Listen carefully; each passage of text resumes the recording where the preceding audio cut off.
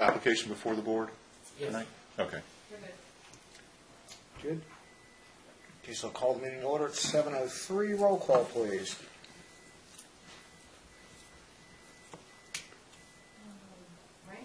Here? Here. Here. Oh, I have no announcements. Citizens' time. Anybody wish to address the council, the planning commission? Seeing none, Would you like me to make my motion to amend them? please. I'd like to make a motion to amend our agenda to add the zoning permit ZP 20120924. This is a permit for a shed? No, deck with stairs at 14925 Southern Crossing Street in Haymarket. Is there a second? Second. All in favor? Aye. Add it to the agenda. Oh, minutes of September 12th. Discussion? Motion to approve? Second. All in favor? Aye.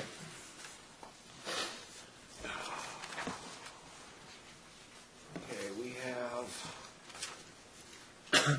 two special use permit applications we need to initiate public hearings for. Any discussion on either one, or issues with either one? Quick question to Marchant. On the one special use, the case number is labeled ZP, and on the other one, it's labeled SUP. Should one be changed to SUP, or the other Is that like change the to ZP? upscale seconds? No, the very thing for her, it has a ZP number, not an SUP. It should be. Can I do a joint motion for both of these? Most certainly may. I motion that we schedule a joint public hearing with the town council in reference to SUP 20121005 for the very thing at 15,000 Washington Street, and for SUP 20120009 at 14891 Washington Street. Do I have a second? Hold on, Yep. quick, we wanted to add the 15,000 Washington Street, Oh, I'm sorry. and also 6630 Jefferson Street. 6630. That's the whole fish house and the business here within the It's building. the same SUP. I amend my motion to, do you just want me to start over? I don't think you even need to. 'Cause it's the, Well, yeah, it's for the, it's for on the the same SUP. SUP, so. Okay. Okay. Make sure. Do I have a second? Second. All in favor? Actually, I need a roll call on this one, I believe. Yeah, we always did roll call on. Aye. Aye. Aye. Aye. Okay, that takes care of that. Okay, the deck at 15012 Gossip Manor Place, Mr. Schneider. Mr. Chairman, we reviewed this against the ordinance. It's the deck that is higher than 48 inches, so it's allowed to encroach within 10 feet of the rear yard setback. It does meet the ordinance requirements according to section 58-15, subsection B. Discussion? Entertain a motion? I motion to approve ZP 20120914 at 15012 Gotham Manor Place, according to 5815B. Second. All in favor? Aye. Aye. 5815B.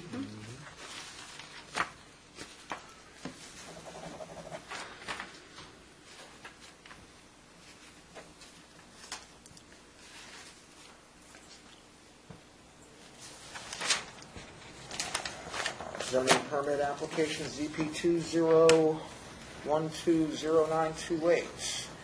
Storage shed at 14723 Alexander's Keep Lane. Mr. Schneider. Mr. Chairman, this is for an accessory structure within the R2 zoning district. The ordinance standard requires that such structures not be located within 5 feet of the rear property line. As shown in the application materials, this is to the side of the property.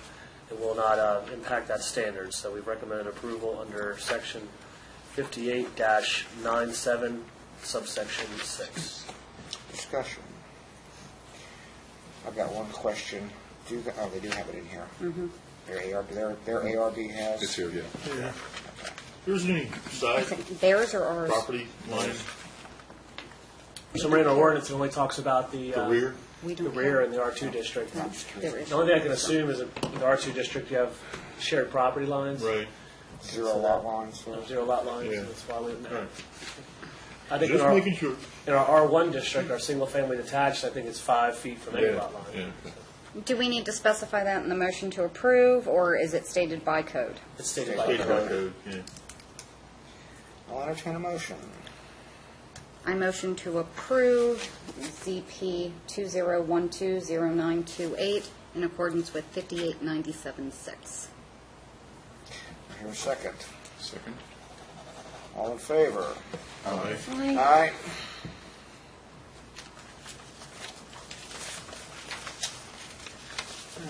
Zoning permit 2012-1003, another deck, 14713 Alexander's Keep Lane. Mr. Schneider.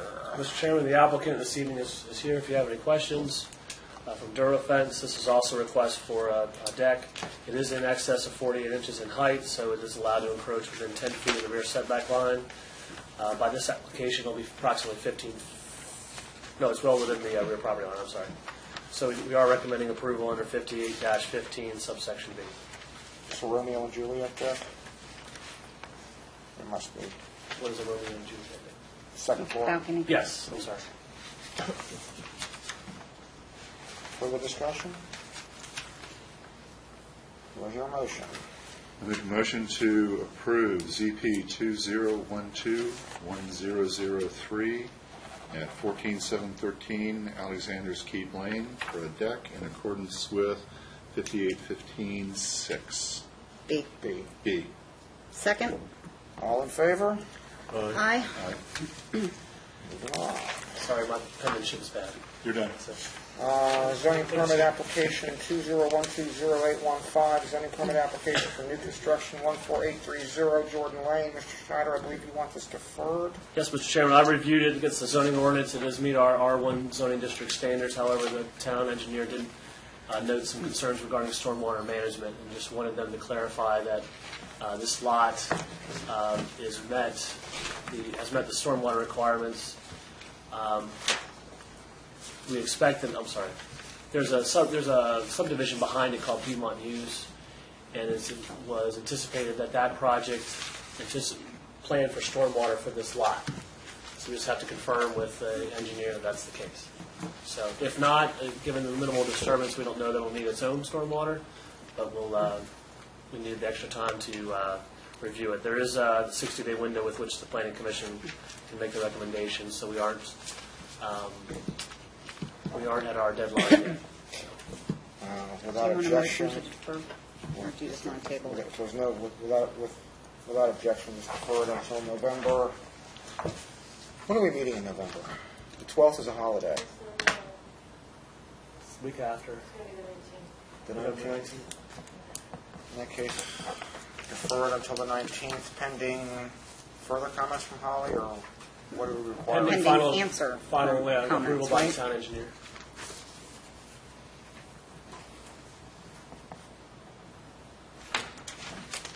Okay. Zoning permit ZP 20120924, another deck, 14925 Southern Crossing. Mr. Schneider. Mr. Chairman, this is also a residential deck that's in excess of 48 inches in height, and it meets our subsection, or our ordinance requirements for 58-15 subsection B. Discussion. Entertain a motion. I make a motion to approve ZP 2012-0924 at 14925 Southern Crossing Street in Haymarket for a deck in accordance with 5815B. Second? All in favor? Aye. Aye. Okay, takes care of that. Obviously, we'll have no ARB update, council update. I don't have one. You don't have one? No.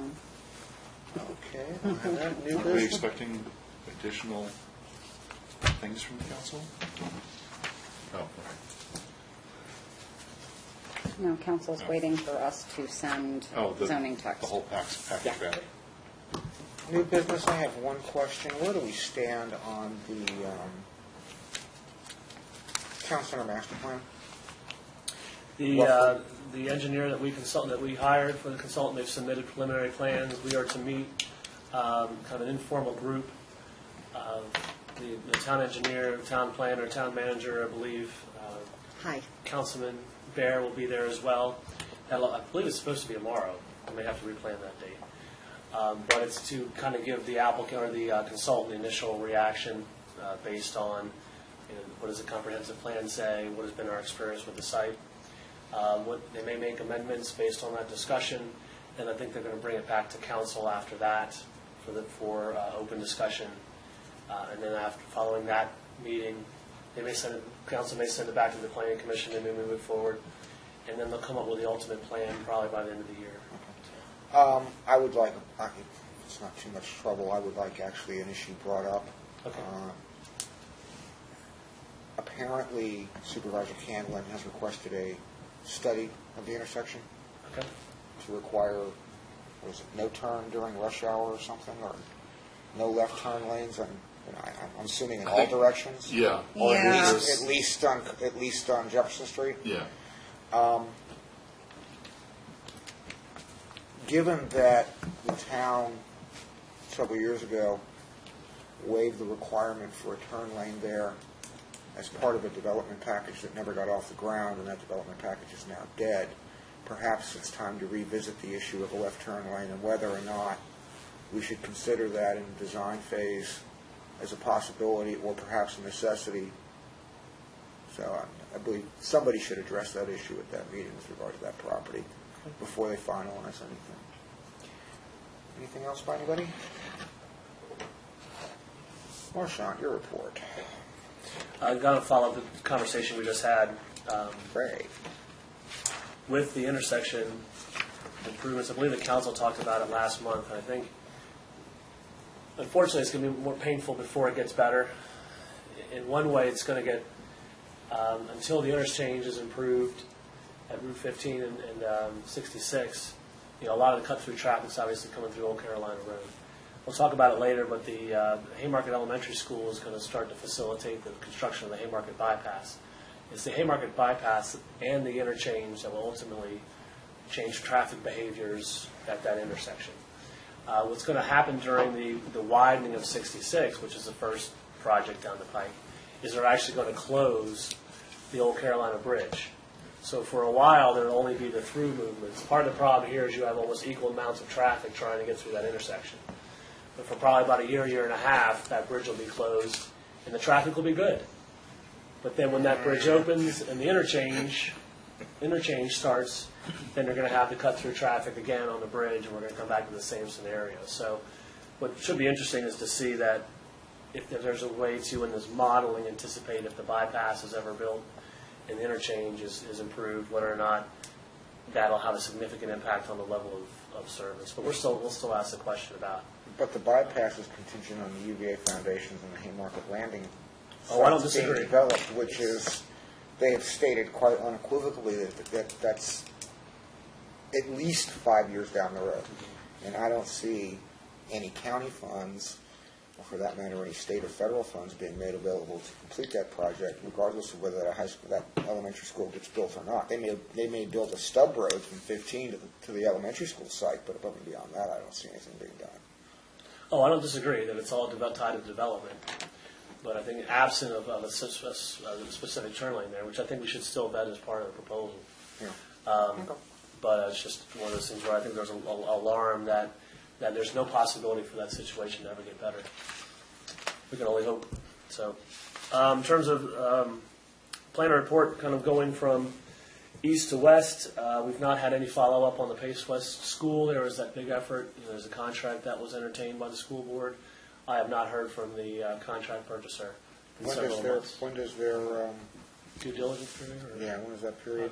That expires soon, correct? I'll have to double check, but I imagine it does within a certain period of time. But after all that kind of fuss and fanfare, we've not heard much. The Village is a Haymarket, which is the 5 units that are proposed along Blight Drive next to the police station. They finally submitted with their landscape agreement, which was to install landscaping on the town property as part of the project to build their houses and screen the uses. We were waiting on that before we brought it back to the commission, so it should be back to you with its final subdivision in November. Coming through town, the Haymarket Baptist Church, we had issued the zoning determination letter regarding some of the streetscape improvements along the property. We issued additional comments. We've not heard back from them as well. So we had expected their final site plan to come through, but we've not heard anything since the settlement with the lawsuit over the certificate of take. Kind of moving into town with the Iceplex, you may have noticed that the lights are on now in the parking lot in the back. They still have to do landscaping. That was partially there was conditions. There was a bond posted for it, but they're waiting for more ideal planning conditions. They expect to get the parking lot landscaping and the landscaping up against the church probably in the next 2 or 3 weeks. There's also screening that's to go around the chiller. The chiller is on the outside. There's some plywood up there.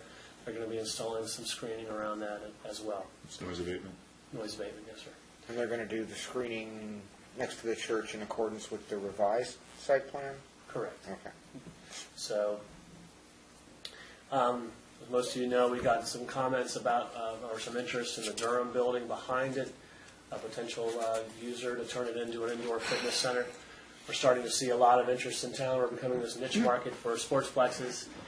There's some challenges to that site. We brought it to the attention of the potential tenant, and we'll see how that goes forward.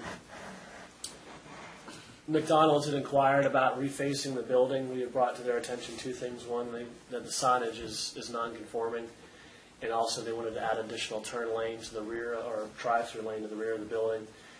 One of the ordinance amendments you'll be looking at tonight, we have for some reason require a maximum or allow a maximum of 6 spaces in the drive-through lane, which seems a little silly because then you back people out onto Washington Street. So we're looking at amending that.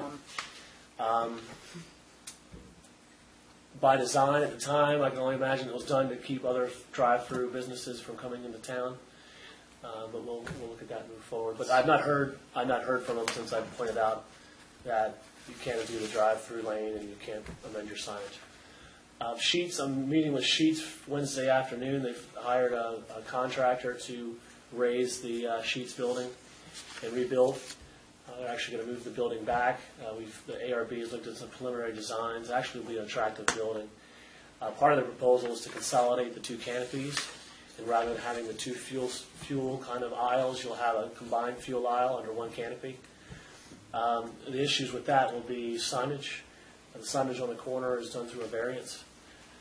So we'll have to revisit the variance to see whether or not they can do the signs that they're proposing. And also the canopy.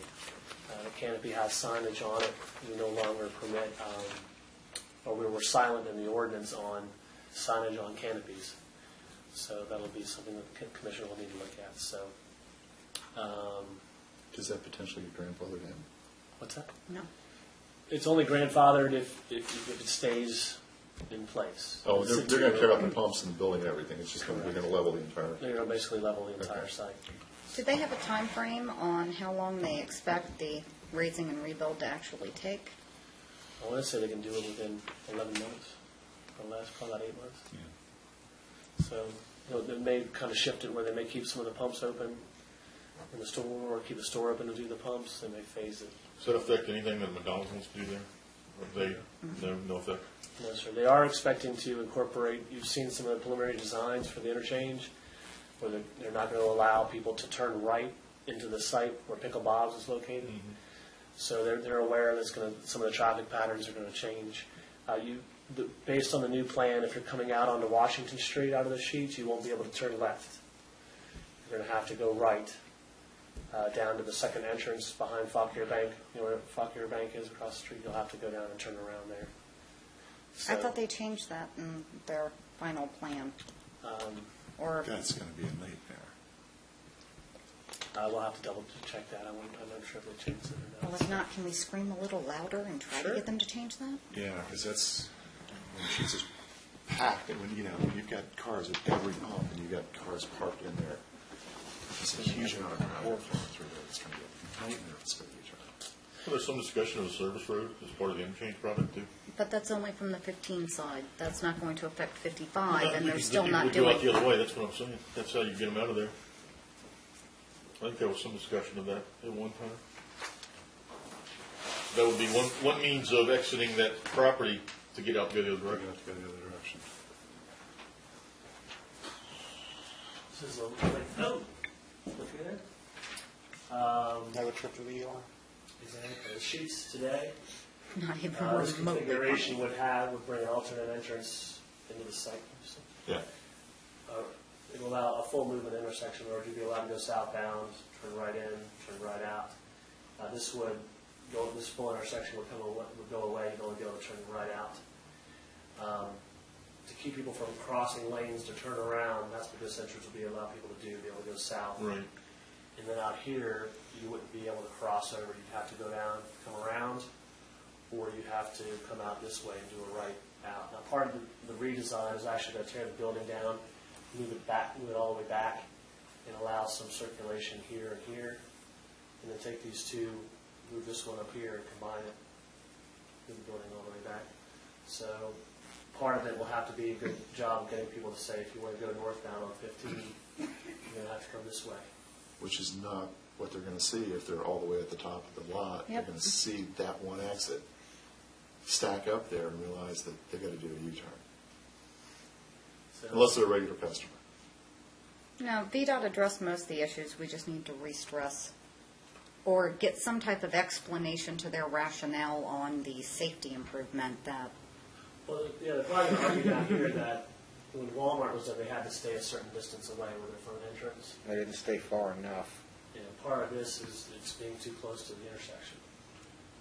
Can we maybe get them to put in additional signage to help the people get the heck out of there? I think the sheets, yeah, definitely they'll have to be part of the discussion on how they deal with that. To Rebecca's point, I'll go and double check on the VDOT's website to see whether or not they revised this.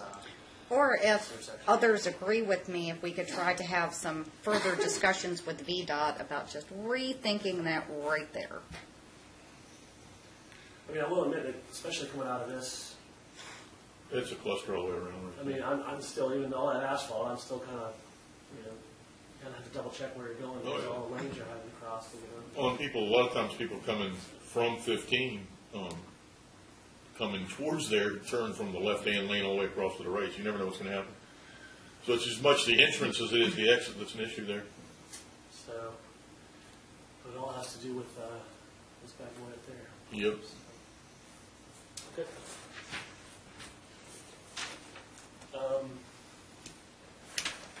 I guess you guys saw the article in the paper about Walmart traffic.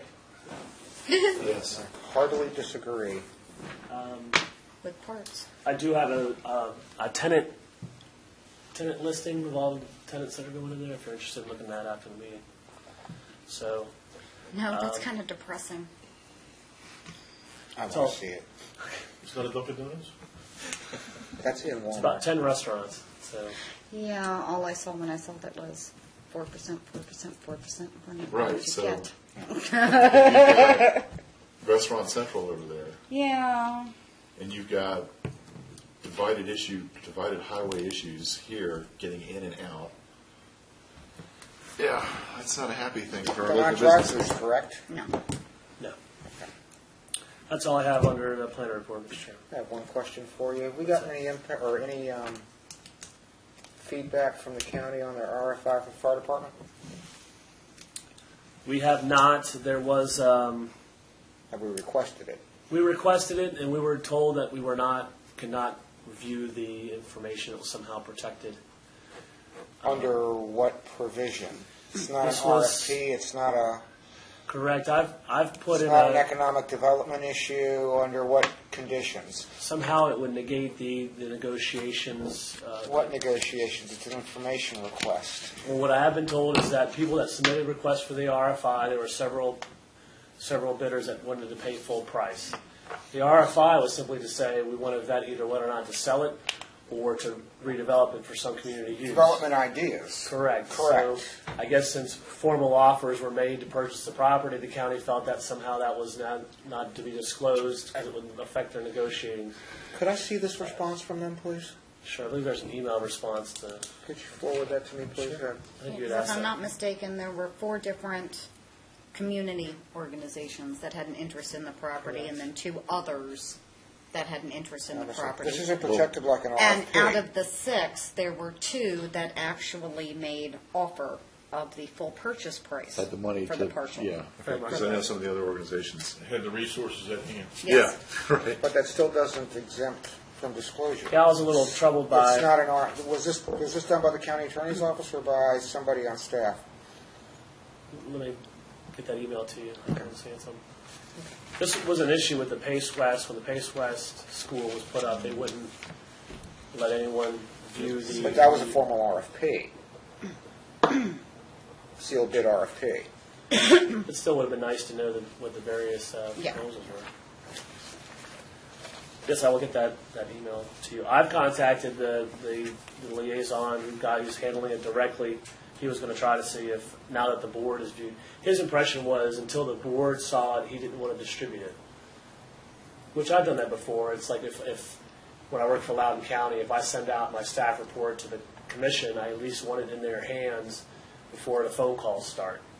So I could see them saying, well, we'll get it distributed to the board and then we'll give it to you. But there seems to be a disconnect between that strategy and then the county attorney saying, no, you can't look at it. Okay. Industrial park? Oh, sorry. Yeah. Okay. I'll work on brevity. The Rose Building. Familiar with Rose Roofing. And Mr. Lombardozzi with the Sportsplex.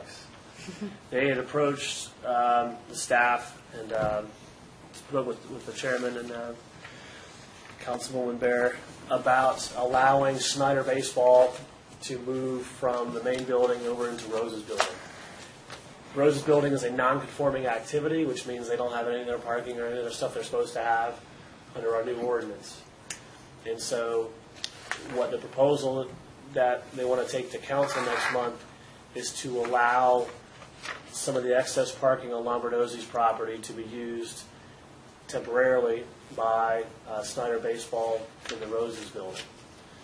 And what that would mean was they would have to turn in their preliminary and final site plan immediately, or the preliminary plan immediately, and within 12 months, they would have to have the construction of the parking lots for the Rose building in place. The alternative is simply that they just have to build everything and then they're allowed to go in there. The comfort level I think we have with this, we're dealing with we're dealing with the property owners directly. They've preliminary engineered some of the plans already. We believe it can work. But there's some Their engineer was at our meeting. at their meeting. So we did something similar when the ice rink, where the ice rink was allowed to kind of go in, set up, and then go ahead and bring on the improvements. So what's going to happen to the council next month is they're going to come forward, again, ask to use this parking on Lombardozzi's property. They're going to be required to put in any of the stuff that the building inspector wants them to have in terms of fire exits, handicap parking, do they need sprinklers? That'll be all part of the Site proposal. cleanup. Yeah, site cleanup. So, a lot of the stuff on there has been termed treasures by the owners. A lot of the stuff we have stored out there. So, But I think you'll come up with another word other than treasurers to make our point Starts clear. with TR. Yes. so the owners originally wanted to balk, saying until we figure out what the interest is going to be off 15, we don't really feel like we have to be required to do anything. Well, that's not even on their lot. That's a whole separate lot that all those improvements are proposed on. So we'll see what the council says. There's going to be a very detailed resolution and a bunch of moving parts that have to come into play for this to happen. And they're simply asking to move ahead of the timeline of the ordinance. So.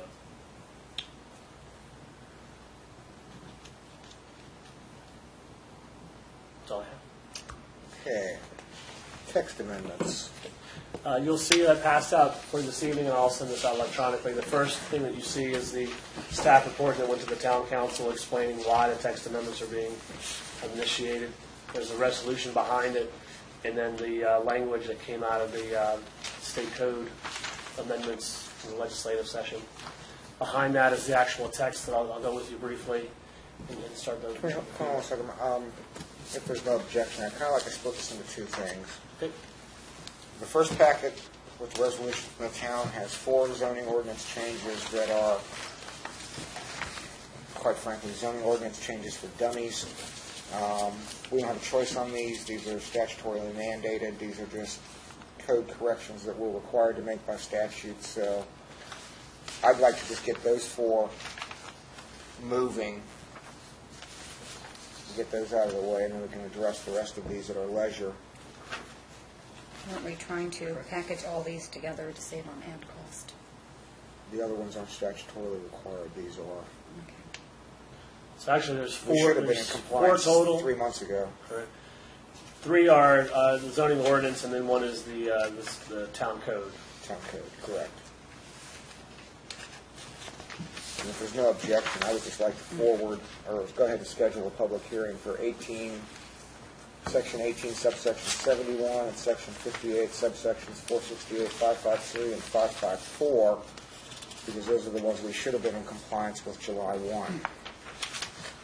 Did you want to make that as part of the joint public hearing for the SUPs? We can have it the same night? Yeah. Yeah, same night. Okay. And just go ahead and get the hearing for that out of the way. Okay. That way we can get those moving, and then if we have any issues with these other things, you know, In other words, we won't bog the statutorily mandated ones down with the stuff that It's going to take a little longer to get through. may take longer. I don't know. But I want to sit down and look at some of this stuff. Okay, the resolution you have attached is for council to send this to planning commission? Yes, this was just, All we need to do tonight is schedule a joint public hearing, or we can have our own public hearing for input on these, and then have a public hearing, act on it, and send it over to council to do whatever they want. It's probably, from a time standard and from a cost saving, it's probably easier and more cost efficient because of to do a joint public hearing, because I believe we can't do these by code reference, can we? We have to actually publish the text, do we not? I'd have to talk to Lisa about that. I can. I'm always more comfortable with publishing the text change, personally, and I'll leave that to staff. But I would entertain a motion to schedule a joint public hearing for sections 18/71, 58/468, 58/553, and 58/554, and just get that moving. So moved. Here's a second. Second. Discussion? Roll call.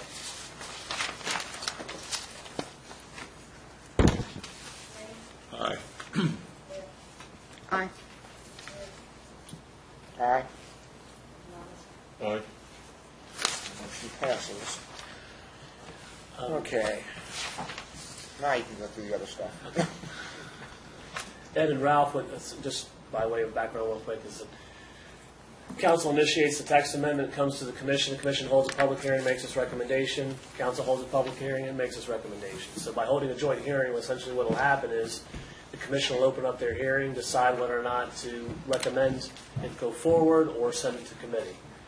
They'll close their hearing, council will decide to open it up. They can either send it to committee, deny it, or approve it, and then close their hearing. So it saves some time. So, okay, going to the next one. Kind of going in order through the ordinance. The first is definitions. You'll see attached to the back is 12 pages of definitions. The reason why this came about was we had a question about a nonprofit use being similar defined as a church. Most ordinances, all your uses are defined in addition to being listed in each zoning district. So what this comparison does, is it talks about each use that we list within each district, and then describes the either the county's description or our description if we have one. So the idea would be to have the commission, glean through these definitions to see if there's anything that they want to flag or find problem with. And you can see on the side where it says the source that it was taken from. And the purpose of that is that if we all have a different impression of what a synagogue is, we can go look at the definition and all look from the same definition. Okay. Next, Chairman Weir, I kind of was absent during the council's discussion of whether or not we even want to adopt this language that was struck from the last round of ZTAs that we had. So, Which one was that? Annexed. Oh, the zoning of the annexed areas? yeah, last Why year did we we had, strike that? Bennett needed more time Oh, to okay. research things. It's, yeah, I would leave it in as a suggested change. Okay. My personal opinion on this particular zoning text is that it's been more than adequately vetted by multiple jurisdictions. well, we plagiarized one. Yeah, it Yeah. was, Jurisdictions. this was cut and paste on something that was already vetted, so I didn't quite I never understand understood our why we counsel at didn't. the time's, our legal counsel's opinion at the time. Yeah, I have no issue with leaving the Yeah. zoning. Ralph, and then this was tracking when we're looking at annexation. We want to make sure we were ahead of ourselves when stuff came in. The next one, this is within each of the commercial districts, is that we previously adopted language that said any change in user would require the submission of the site plan. So when Young Chow Cafe took over for the real estate office, it was technically a change of use and should have required a site plan or a site plan amendment. So I believe we're trying to capture when we previously amended this was to say any nonconforming activity. Nonconforming activity is defined by the ordinance as that it's a use that's established that does not meet our current ordinance standards, parking, for instance. So the Durham property that we were talking about earlier doesn't have it's a nonconforming activity because it doesn't have any of the parking that it's supposed to have. So to me, this is better addresses what we're trying to. We'll just put it into the exception, the shopping center exception? That's later on. We'll deal with that later on. So this would be an applicable change within every subsection of the three commercial districts. It has similar language. So that's what you see on these 3 pages, is simply changing that terminology that we use within the amendment. It's just changing previous user to nonconforming for B1, B2, and I1. Yes, ma'am.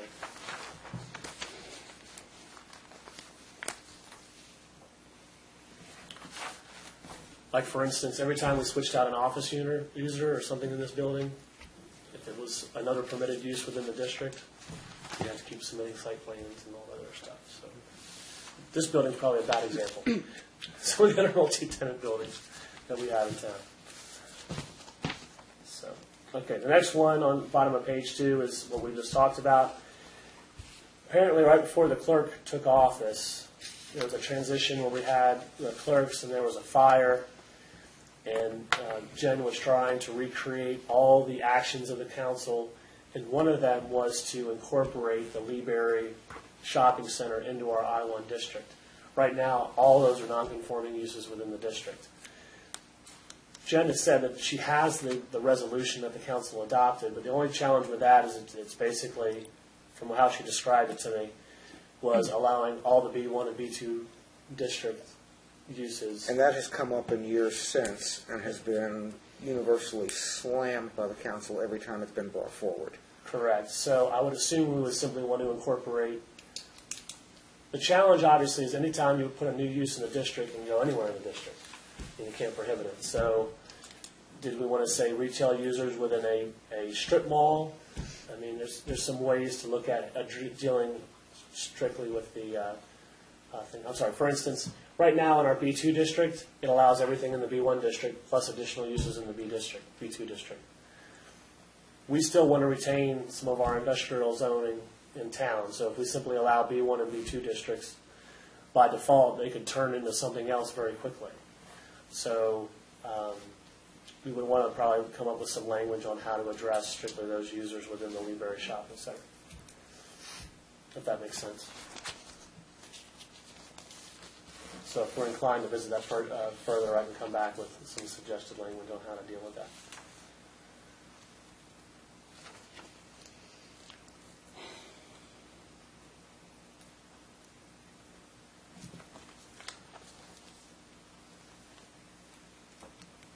Would you rather, I'm sorry, I was looking for some direction. So should we look at language that specifically addresses the inline retailers, or should we look at simply allowing all the B1 and B2 uses within there, or do we want to go through the lists and compare the two, or how would the commission like to address it?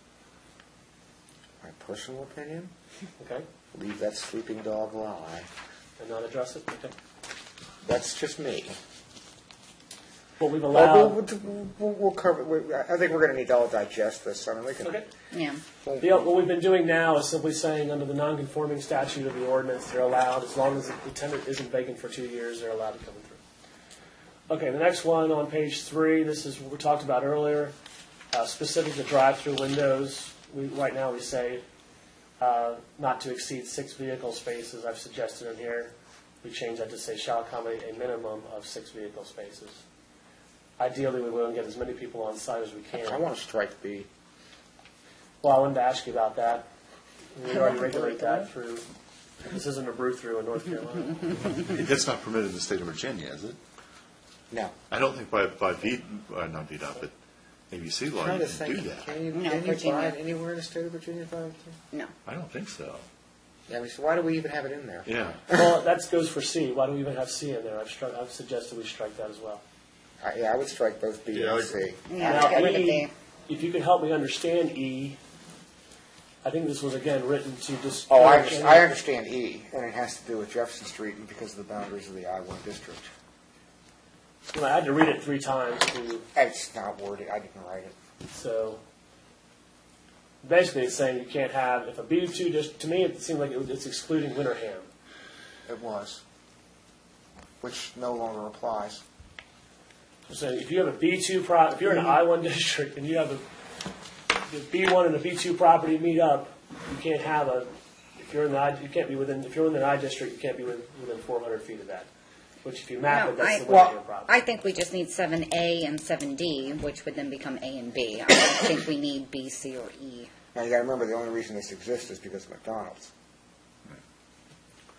Yeah, and if you make that change, that kind of gives them some leeway on that second drive-through that they're looking to get to. Because if you keep it at not to exceed, then that second drive-through is going to be Yeah. null and void. Yeah, I'm fine with just leaving A and D, that's Yeah. works for me. Yeah, I'm good with that. Yeah, E, E is kind of a classic case of spot zoning, so we don't, Yeah, don't want to probably do that. thank you, Jack. Okay. This is something that's also come up, and I forgot to mention earlier, Haymarket Self-Storage, we've been dealing with their off-site storage of all their recreational vehicles. So what we have is for special uses in the I-1 district right now is that we require them, as you see in subsection 4, that be surfaced with asphalt or concrete for all I-1 uses. So if we wish, I guess the first question is, do we want to allow some passive storage of vehicles, whether it be recreational vehicles or other vehicles, and not required to be asphalted?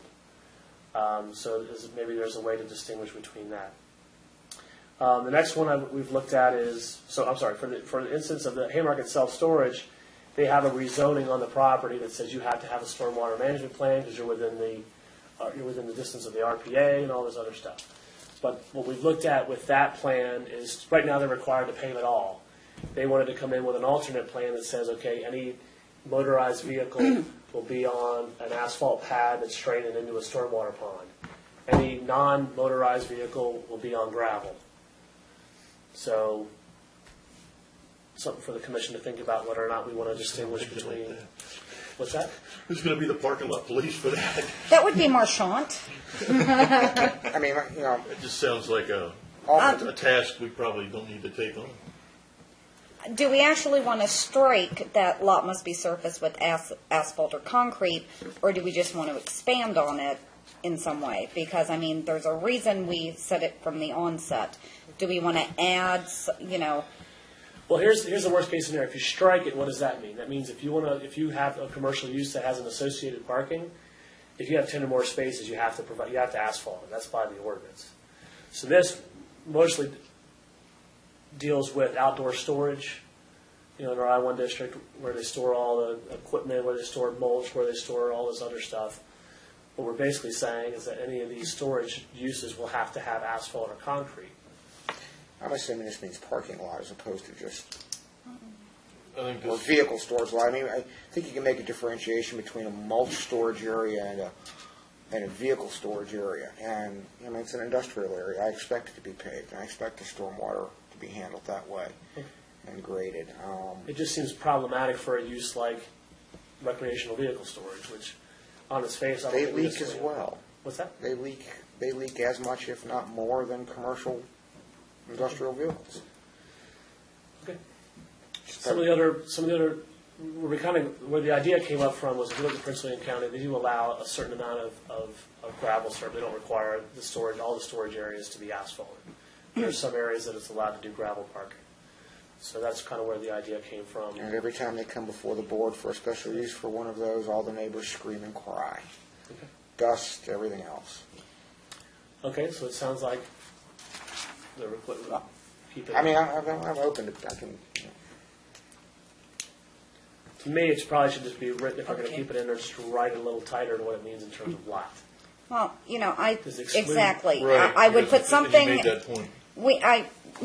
The language needs to be played with. I do think that saying asphalt, concrete, or other impervious surface, or proper or just plan of some kind, to, or just put the word vehicle in front of a lot, and that covers half your problem, right? Yeah, any vehicle storage lot shall be either paved or with asphalt. And that excludes all the other storage type uses. And by vehicle, it means trailer. So, or RV, Okay. or whatever. I'll play with Boats. that. yeah. Boats, I guess everything could fall into that. So I'll play with that Boat's some going to be on more. a trailer, right? But if we were to say vehicle, it would be motorized or non-motorized. So, correct? Yeah. I mean, with boats, especially if you get somebody out there winterizing it. Yeah. Okay. The only thing I would suggest maybe striking is that, especially when you put a timeline on a special use permit that involves hard structures, it becomes problematic. What we've done today is we've allowed special use permits to renew annually unless there's a problem. So, again, I think maybe we don't strike it, but at least, Amend the wording to Amend the incorporate- Yeah, I'd Wording. amend the wording. I wouldn't strike it. so, because let's say, like McDonald's, what's a special use permit? Like a drive-through window. If a drive-through window is a special use permit, they spend all that money putting in the drive-through window, and then we say, after a year, we don't like it anymore, rip it out. That's kind of a significant investment to put in. So maybe we limit it to certain activities that don't require structures, like vehicle storage lots. So, okay, we'll look at trying to Well, you can always massage. come back. You can come back to it anyway, after or within that year or after that year, if it becomes obnoxious anyway, and revoke the SUP. So, even by adjusting the language to what we currently allow, or what the current compromise is, I should say. In other words, if we take this out, then we simply say, if you don't meet your conditions, we can pull it anyway. Okay. So is the idea to maybe massage that a little bit more? Or The is it- special use, Well, I the think same maybe- language we use in others, the special use permit shall renew annually unless, Okay, I see you what know. you're saying. Okay, plagiarize that language. yes. I'm sorry, what were you going to say? Something to that effect, certainly we're not gonna make it a problem for somebody like you said, McDonald's, but we ought to be able to review those that do have it in the event that something has occurred that, is in some way not favorable. then we- Unintended consequence? Yeah, then we should probably be able to do something about it, and they should know that we can do something about it, I guess is what I'm trying to say. We should probably make it known to the, You have to retain some measure of stake. Just kind of backing up a little bit. Number one, that simply says you got to go through a special use permit process with hearings. Number two, we really require that anyway by the ordinance. Do we want to leave that in and keep it out? The stormwater plan, that's going to be required by the ordinance. I would leave it in just because it strengthens the point. Okay. Any lights used to illuminate the area shall be no higher than 28 feet and approved by the Architectural Review Board. Have we thought about lowering that in the past? Or is that, I want to say the lighting, it has to be 15 feet, I think. that's what I thought the standard was 15 or So- 18? I mean, technically it's an industrial area, so I guess, Well, I'm I'd gonna like to say get they're- away from they're- the 28 feet. Correct. To me, it has to be a certain height so your trucks, Yeah. commercial trucks don't hit it. And then in terms of the Architectural Review Board, they're already in the ARB, but do we want to have that language still in there?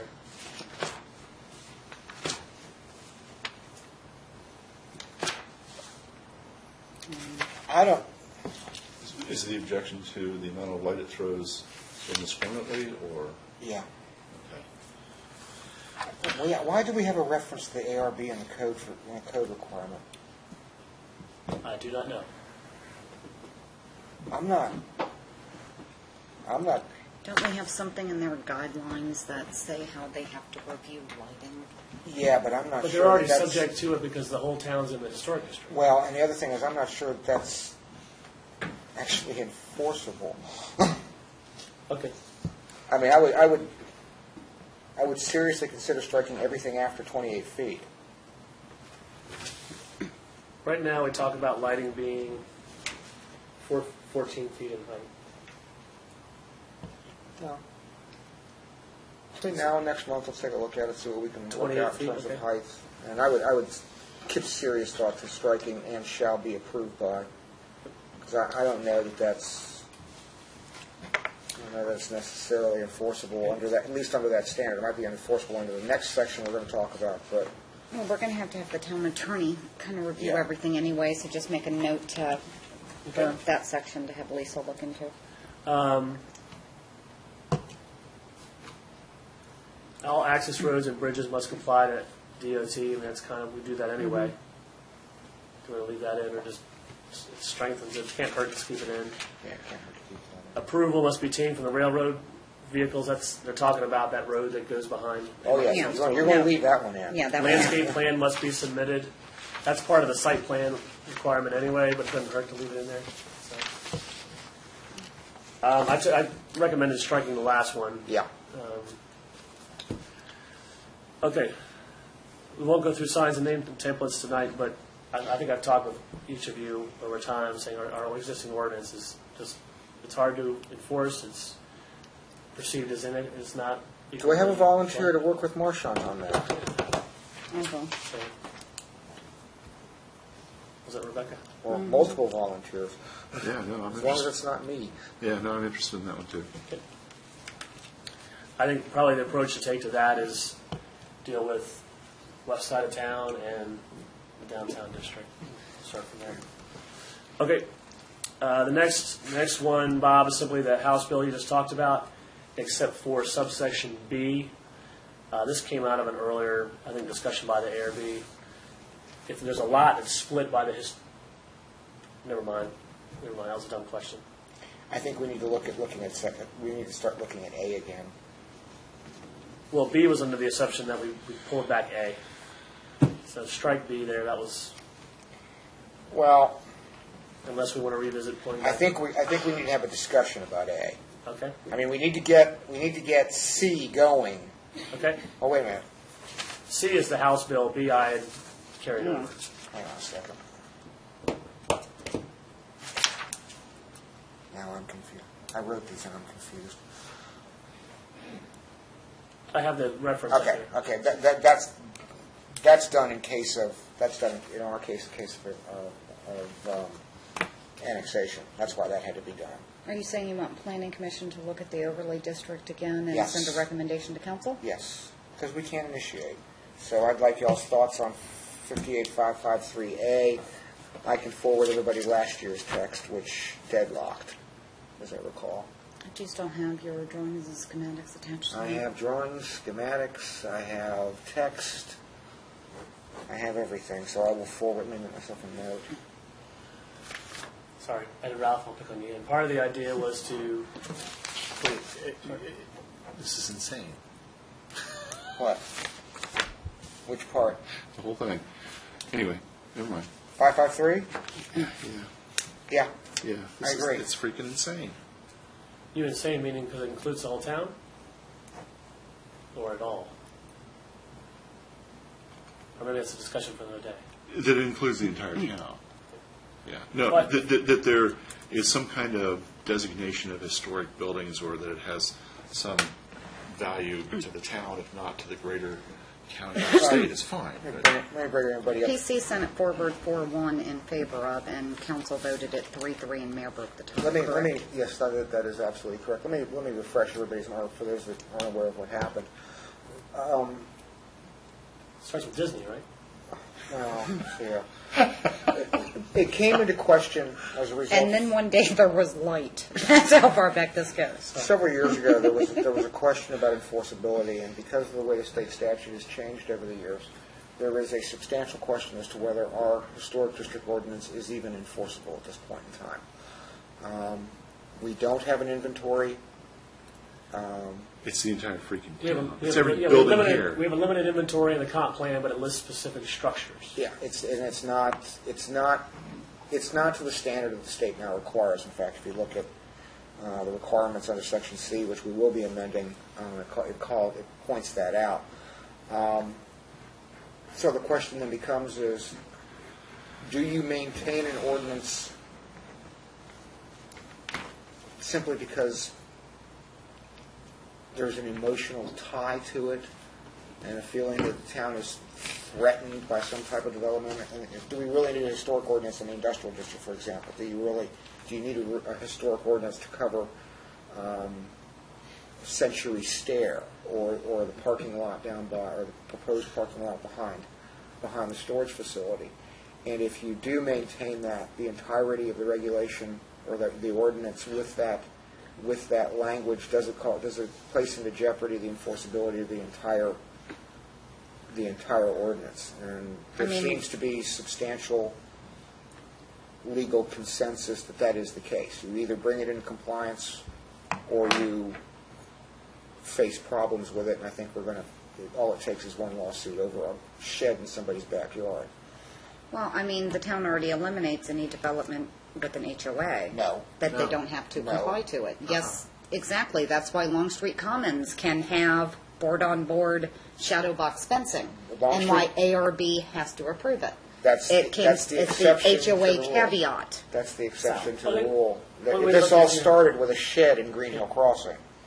I think part of it, we're probably getting delayed, sorry, laboring. Is that the way I look at it from a professional standpoint is that it was a knee-jerk reaction to Disney. We didn't have an established historic district, so the quickest way to get it done was just to, the whole district boundary is the town boundary. And Disney went away. We all have seen the result of that. Now, when we went to actually get a state-registered district, they said you've tinkered with your buildings too much, so you don't qualify for the certified local government. So I'm inclined to say there is value in keeping the core downtown within that overlay district. Some of your outliers, like a lot of the follow-on, Green Hill Crossing, Longstreet Commons. I got to be honest with you, when I first moved here, being a zoning administrator, when I told I had to go through the ARB, Planning Commission, the Town Council to get a deck on my house, I'm like, what are you talking about? You can't see it from the street, what's the big deal? So it's probably worth going through and defining some of those, better defining some of the district boundaries. I think it would be more inclined to be enforceable, so we can, Just wear your Kevlar because the bullets will fly. so, I think there's some value in defining that area. I'm not sure that it needs to be the entire town anymore. especially for our gateways, like some would argue that had CVS been outside the district, we wouldn't have gotten the architecture. Sheets, when it ultimately comes in, is going to have some architecture review. So there's some value in having your gateways part of that district and some of your downtown areas. But your residential area is governed by HOA covenants, I don't Yeah. think. It's an additional That's layer just that we gonna don't be some- need. Yeah, it's Yeah. going to be some language has to be changed, but I think there's a way to Oh, we- get the intent still mean. It'll be in your email tomorrow. And when Yeah, you we'll talk just about have to architectural, look you're at it talking and about send it forward things again. like dental molding, some kind of, or the way Please don't that say dental molding, it's bringing back flashbacks. Oh, come on, I lived with dental molding for 17 freaking years. Dottie ring. Love it. Next section. Is that are we talking about facade changes to buildings at our gateway? We're trying to maintain some kind of colonial, historical. That's West another, town touch, out that's there. another touchy point. Yeah, I'm not talking about this guideline specifically. Okay. I mean, we can get into the nuances of that. all right. I'm talking more of having some review of the buildings that come in. I would argue that the CVS building does not have the finials and Williamsburg-esque elements that we've tried to impose on our buildings. So that's a whole other separate. Right, So. okay. 554 we've already passed on. Yep. The next one is just, there was an issue during, a while ago about some applications that get stuck. Most of our the Planning Commission and the Town Council have up to 60 days to review. The way it's currently written right now, it says 14 days. There's no ability for the commission, the ARB. This is just one that got overlooked when the Yeah. code was revamped before, correct? Exactly. So what's happening is that they're saying that they had to make a decision within 14 days, and it didn't even allow I thought we fixed this, but okay. No, it's still in there. So this is simply being consistent with what the other We ones had we've done. sent up several that had to do with monetary things. This was just one that gotten overlooked. Okay. The next one, and you can strike it if you want, but subsection 6 was simply, this is borrowed from the state code in the town of Leesburg, basically just going into more detail about what has to happen to raise a building. I would see this as being applied to those structures that we list specifically in the comprehensive plan. It would otherwise simply be a reference to the state code that can have the same effect. So that you can either I'm take. all for just referencing the same code, saving a whole lot of print space. Okay. So, on page 6, 5860, it's simply adding, we have other language in the ordinance that says zoning permit's only valid for 1 year. We don't have, this is simply mimicking that language that says if it dies after a year, you're going to have to come back. The next one on page 7 is the House bill you talked about, starting to move forward. And then the next one is number 7, or on page 7 is the lighting that we talked about. There was some concern, I guess we started to do induction lighting. Right. And the idea is you'll have different technologies within your lighting throughout the town. So, Could you, I know that the town attorney has some concerns regarding the zoning administrative function within the yes, town. that was not included in. Could you kindly get some language or suggested language from her regarding that? Correct. We're supposed to meet on Thursday to talk about the That- language. I'll be available by phone. Sorry again for Ed and Ralph's. You're interested in hearing an explanation or no? Sure. You indulge me so well. Right now, town council is the zoning administrator. Right. That creates a kind of a due process issue based on some of the way we appeal decisions. So the town attorney has brought up to the attention, see if there's a way to extract those two positions. So it takes it a little trickier to do. Okay. Understood. What I would like everybody to do is take these home, Great homework. forward any changes, suggestions, amendments, deletions, whatever, to Marshall and everybody else, and we'll take it back up again on the November 19th. When this, after tonight's meeting, I'll send it out to you all electronically, all of this, in a Word format that you can. And I'll get everybody the historic district text language from last year, which means I have to go into the back room and dig up my old computer again. Shouldn't have put it away to begin with. Comprehensive plan, I keep working periodically on the questions that'll come back to you at some point. 1 mile notices, we did mention earlier, we got the site plan for the Haymarket Elementary School. I meant to bring that back. That's why I asked you That to is come up simply- here and look at them. Piedmont, Villages of Piedmont, big entrances on 15 South. This would build part of the, that's where the Haymarket bypass is going through. So this would build part of that bypass up to the school entrance north of the road. If that makes sense. 15 Piedmont on the road would be up on the north side. Bob's looked at it, found some issues with some of the site plan stuff. We did return comments on the office building north of town, next to Heathcote. We've not heard anything back from the applicant. So That's the doctor's, right? Yeah, Donnie? that's the 6-story building, the doctor building. Okay. So, thank you very much, Mr. Chairman. Anything further? I'll entertain a motion to adjourn. Motion. Second. All in favor? Aye. That was quick. Not quick enough for you, but it's her fault. It's the computer's fault.